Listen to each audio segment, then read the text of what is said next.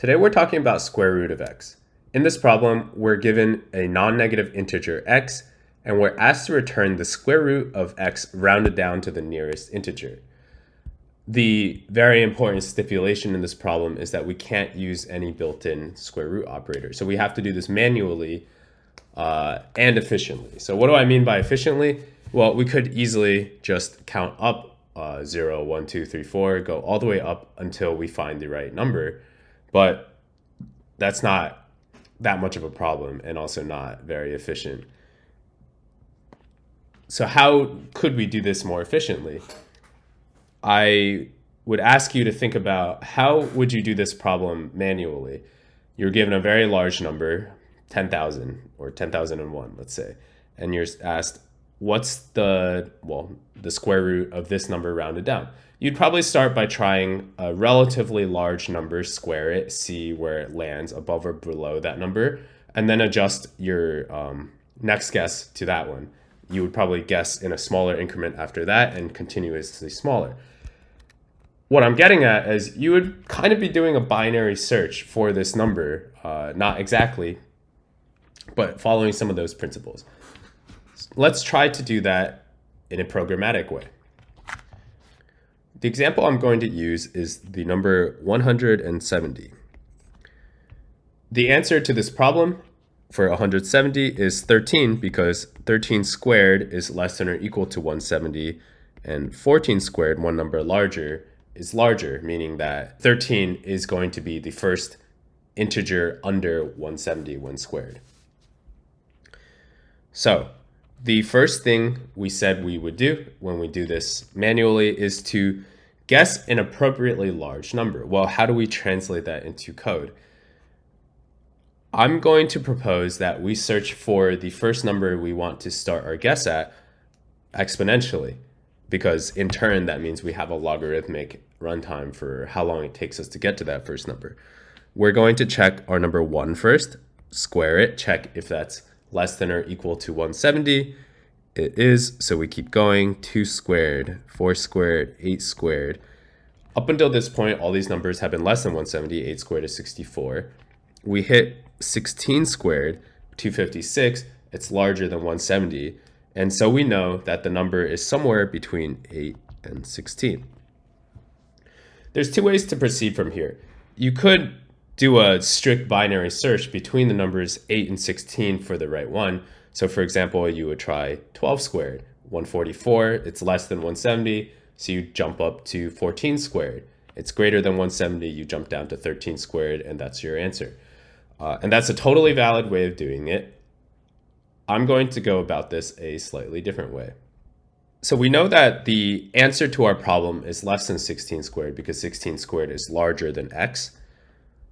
And because we're using powers of 2, we know that these 4 factors together, 1, 2, 4, and 8, will necessarily be able to add up to the integer that's our answer because they can add up to every integer less than 16. For why that's true, that's a base binary math discussion that I'm not going to get into. We'll start at the top of the list for reasons that I'm not going to explain for the same concepts as earlier. We start at 8 and we ask ourselves, well, is 8 squared greater than or is it less than or equal to 170? It is, and so we know that 8 is part of our result. I'm going to put our result equals 8 plus. We're going to build the number out from here. So we checked 8 squared. We're good here because 8 squared is less than or equal to 170. Now we know that 8 is part of our number. We move down to 4. And the way to check this, because we know 8's already part of our number, is we say, well, are these two numbers together squared greater than or less than or equal to 170? 12 squared is less, and so we know 4 is part of our number. We check 2 next. 12, our current number, plus 2 squared is 196. That's not less than or equal to 170, so 2 is not part of our number. And finally, we check 1. Our current number is still 12, plus 1 squared, less than or equal to 170. It is. We also just know in this case that that is our answer. 1 is part of our solution. So result is 8 plus 4 plus 1 equals 13. This is the algorithm we're going to write, and let's see what that looks like in code. Again, first step, we want to find the correct number or approximate the correct number for us to start at. I'm going to call this number increment because this is going to be how we build up our number. We're incrementing our result together. Increment equals 1, while increment squared, can't use the operator though, is less than or equal to the number in question. We're going to keep multiplying it by 2. And this should get us to the right number. In the case of the example, that was 16. Now do the binary search part.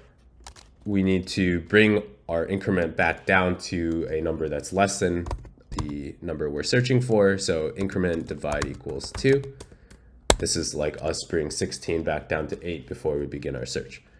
I'm going to have a variable result to store our final answer, and then do the part where we build up this number with our factors of 2.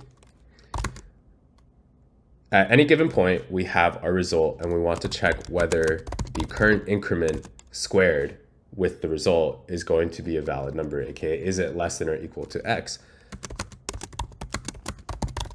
So if res plus increment squared, can't use the operator again, is less than or equal to x, then we know that that number should be part of the result, and so we're going to appropriately increment res with the increment.